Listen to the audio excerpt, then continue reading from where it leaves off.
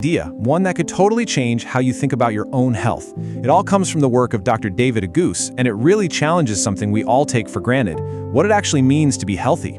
So let me just start with a question. You wake up in the morning, you feel pretty good, no major aches or pains.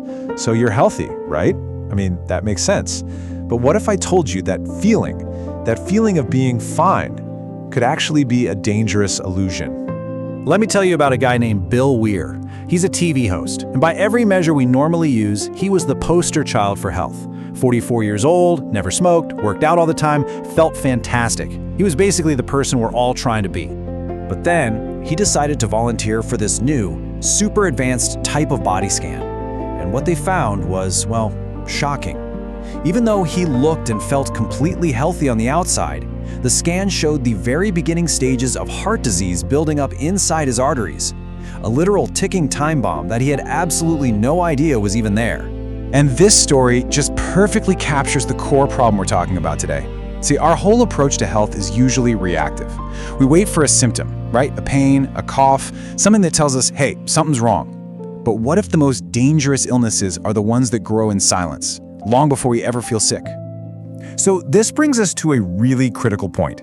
Maybe our entire model for understanding what disease is just outdated.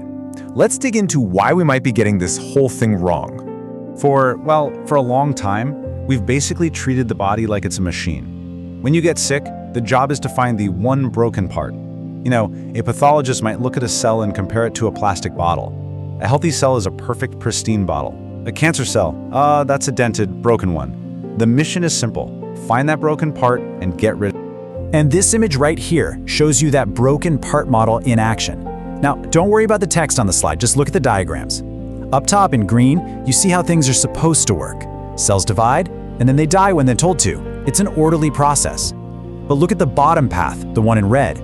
That's a cancer cell. It's basically broken its off switch.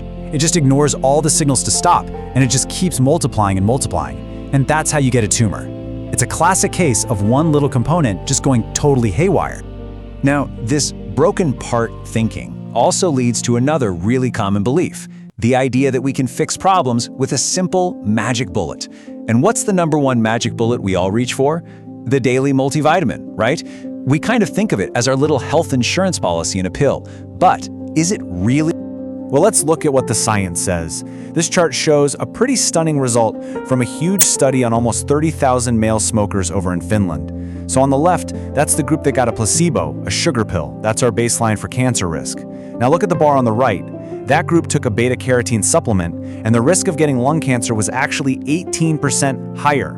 I mean, the complete and total opposite of what everyone thought would happen. And this brings us to a super important point. Our bodies are these incredibly complex, balanced systems. And it turns out that by trying to just jam one single component, in this case a high dose of beta-carotene, into that system, they accidentally threw the whole thing out of whack. It's a huge lesson. When it comes to your health, more is definitely not always better. Okay, so if that's the wrong way of thinking, what's the right way? This is where we need a completely new framework. We have to stop seeing the body as just a collection of individual parts and start seeing it for what it is, a complex, interconnected system where the environment is everything. I absolutely love this analogy. Your body is not a car where you can just find a bad spark plug and swap it out. It's a garden. A weed, like a cancer cell, doesn't just pop up out of nowhere. It grows because the soil, the whole internal environment of your body, was ripe for it. So the goal isn't just about yanking out the weed, it's about cultivating healthy soil where weeds can't even take root in the first place. So what makes the soil unhealthy? Well, one of the main culprits is something called chronic inflammation. The best way to think about it is like biological rust. It's not like when you get a cut and it gets red and puffy. This is a slow, low-grade, simmering fire inside your body that over years and years just corrodes everything, your arteries, your organs. It's exactly the kind of systemic problem we should be focusing on. And taking care of that internal environment, that soil, comes down to some daily choices that might actually surprise you. Take produce, for example. We're all taught that fresh is best, but is it always? That fresh tomato at the grocery store might have been picked when it was still green, weeks ago, losing nutrients every single day it traveled. Frozen produce, though, it's usually picked at the absolute peak of ripeness and then flash frozen within hours, which actually locks in way more of the good stuff. It's a little switch, but it's all about the quality of what you're putting into the system. And the intelligence of our bodies as a system is it's incredible. Just look at how it gets vitamin C into the brain. See, the brain is really well protected by this barrier. Vitamin C in its normal state is like an open umbrella. It's just too big to get through the doorway. So what does the body do? It brilliantly folds the umbrella, changing its chemical shape just enough to slip right through the barrier.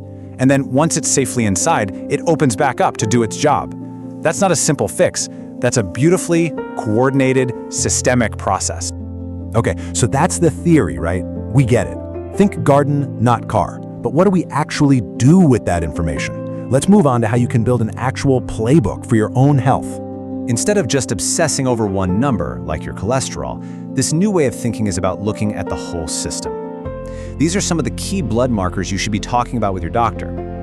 C-reactive protein, for example, measures that biological rust we talked about, inflammation. HbA1c gives you a 3-month average of your blood sugar, not just a snapshot. Altogether, they start to create a dashboard for your body's operating system, giving you a much, much clearer picture of your actual health. And once you have that data, you can have a totally different kind of conversation with your doctor. Don't just ask, "Am I okay?" Ask about the trends in your data. Ask what you should be keeping an eye on this year. This turns your annual checkup from just a passive visit into a proactive strategy session for your health. You become the CEO of your own body. And really, it all boils down to these 10 key rules for cultivating a healthy life. Now, you'll see some familiar stuff here, right? Eat whole foods, move your body. But notice how it also includes these system-focused actions, like rule number 9, actively fight inflammation. It's not about finding that one magic pill. It's about consistently and intelligently taking care of your gut. So I'm just going to leave you with this final thought. Your body isn't some static thing. It's a dynamic, complex system that is changing all the time. The old way of doing things was to just drive along and wait for a big, red warning light to flash on the dashboard. The new way is to watch the data in real time and make all those little adjustments to keep the entire system running smoothly for a long, long time. So the question is, which approach are you going to choose?